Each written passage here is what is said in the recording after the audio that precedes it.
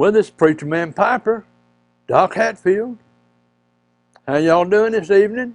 Hope everything's fine with everybody. Everything's going good.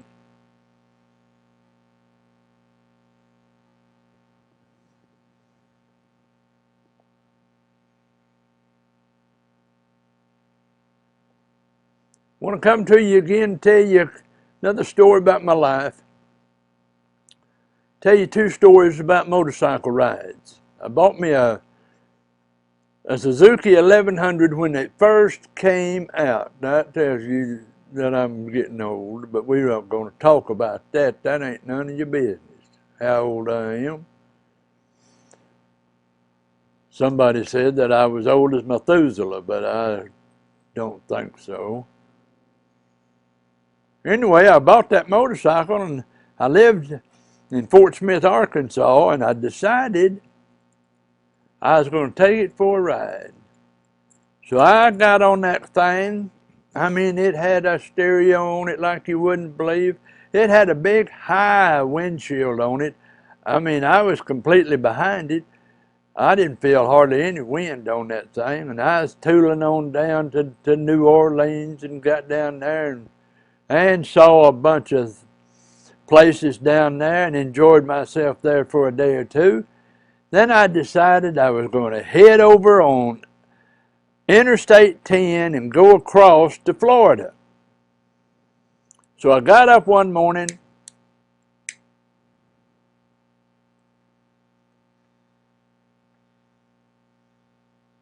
Sometimes lighters could be a little cantankerous. I got up one morning and took off about 4 o'clock in the morning. Well, there wasn't very much traffic on the interstate at 4 o'clock in the morning. Now, there is now. I mean, you can't do nothing now. But anyway, back then, there wasn't much traffic on it. And I just a tooling off down through there, enjoying myself, and was enjoying the sunrise as the sun started to come up. And I don't know what state I was in, but I was getting pretty close to Florida, and all of a sudden, I looked in my rearview mirror because I heard a siren, and I looked back to see if it was something going past me. It wasn't. He was flashing his lights for me, and I looked down at my speedometer, and I was going a little bit fast, not too fast, about 80, 85 miles an hour. But hey, I mean, there wasn't no traffic to speak of. It was just an enjoyable ride, and I was enjoying the sunrise. And so I pulled over and I stopped. I got my license out, got my insurance out, and I just held it up like this, and he come by and picked it up, didn't say a word, went back, and a few minutes later he come back and handed them back to me, and he said, "Man, this is a nice bike." I said, "Yes, sir." I said, "I just got it here recently," and I said, I live in Arkansas and decided to go for a ride. And I said, went down to New Orleans and enjoyed a day or two, and now I'm going to Florida. And he said, "Man, I never seen a bike like this." And I said, "This is the newest that Suzuki's come out with. It's an 1100. He said, "Man, oh man." He said, "I got a motorcycle, but he said, it's a little one compared to this." He said, "I would just love to ride one like this." Well, I got off my bike and said, "Hang on a minute." I got my saddlebag and got me out my pipe, got out my tobacco, and I said, "Tell you what, take it for a ride." I said, "I'll sit here on your patrol car and wait for you to come back." "Oh, I couldn't do that." I said, "Well, I don't know why not. You could say you're testing it." And he laughed and he said, "Well, if you don't care." I said, "No, not a bit. Take it on." I said, you already got a motorcycle. You know how to ride it. Take it on." Well, he got on that bike and took off like a bat out of you know what. I mean, he took off. And about 3 or 4 minutes later, here come another patrol car. It pulled up in front of this patrol car I'm sitting on, and that guy got out, and he said to me, he said, "What what happened to the patrolman in this patrol car? Where's he at? I said, he's on my motorcycle. He's riding it. I said, he'll be back in a minute. And he looked down that way and everything. Then he turned around and looked at me and he said, what did you do with the patrolman? I said, for crying out loud. I said, common sense will tell you that if I had offed your patrolman, would I be sitting on his patrol car smoking a pipe? Now would I? I said, come on, let's have a little common sense here. And he said, well, he said, it's just not normal. And I said, well, there he comes right there over on the other side. And boy, he zoomed by me. I mean, tell you, he's probably going 100 miles an hour. And he went on down. And I said, he'll be back in a minute. He's going up there and turn around. Well, sure enough, he went up there and turned around. And he come back up and he pulled up in front of the other patrol car and he parked it. And I still sitting on his patrol car, and he come around that front patrol car, and he said, sold. I said, sold? I'm not selling it to you. No, man. He said, I get off at 7 o'clock. I'm going to go get one of these. He said, man, that thing rides like the wind. Said, you just, he took his arms and he said, you just feel like you're flying like Superman. And I said, well, I'm glad that you like it. He said, boy, I sure do. He said, I'm going to go get one as soon as I get off. I said, well, you'll enjoy it. And so then he started walking back to my motorcycle. I got off the car and walked back with him. And I got back there and I got on my motorcycle and he said, just slow it down a little bit. He said, you don't want no ticket to ruin your day. Just slow her down a little bit. I said, I can certainly slow it down. That's not a problem. None whatsoever.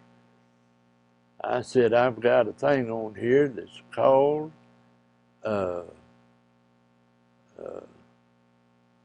well, shoot, that left me like a like a ton of bricks. Cruise control, that's what it is. That's what you get for listening to an old man. So anyway, I told him I got that. I said, and I'll put it on 60 and head on down the road. So anyway, he tipped his hat at me, and I did like that to him, and off I went. Well, I got into Pensacola. I started getting into the outskirts of Pensacola about 10:30 or 11 o'clock.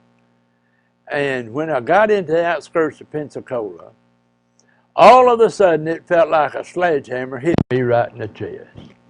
I wobbled a little bit, but I didn't lose the bike. And I don't know, I probably didn't go another mile. Could have, but I don't think I did. And the next thing I know, I'm waking up in the hospital.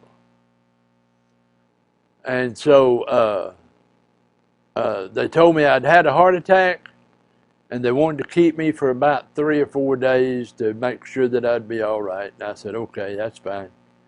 And so I'm laying there, and about 3 days later, I had another heart attack right there in the hospital. For crying out loud, you shouldn't have one while you're in the hospital, but anyway, I did. And so they kept me for 14 days that time, and then they said, well, I don't want you traveling, and I don't want you driving. And I said, well, I got a friend in Pensacola Christian College, I'll call him.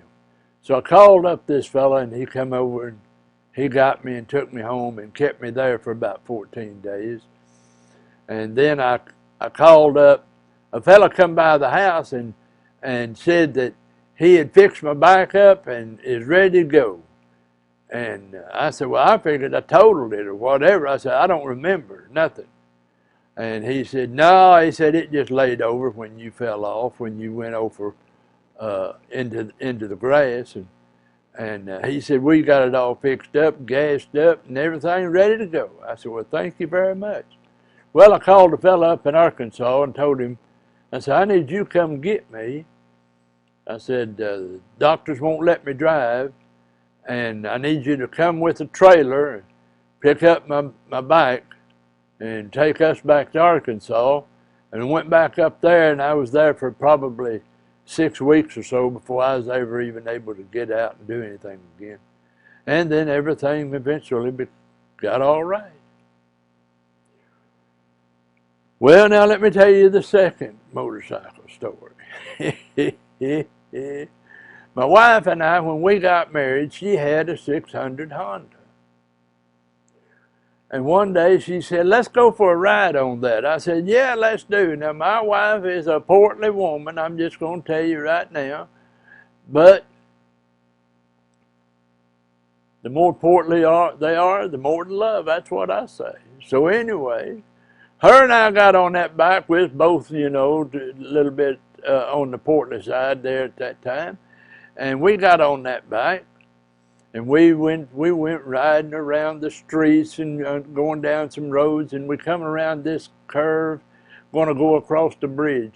And as we come around that curve, a wild hog came out from the bushes over here and just rammed us right in the side. And man, we wobbled and wobbled and wobbled, but we didn't lose the bike, and we got across the bridge, and that pig, it had fell back, and because it hit us so hard. And so I told my wife after we got across that bridge, I said, I can tell you one thing.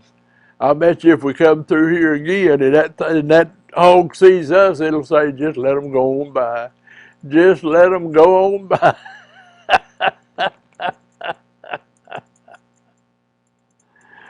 Oh, man. So that's my 2 motorcycle stories. And I'll be back with another one here before long. And I hope that the grace of God shines down upon you, and that He'll supply your every need and take care of every circumstance in your life. And I appreciate you listening, and I hope to see you again soon. Bye-bye.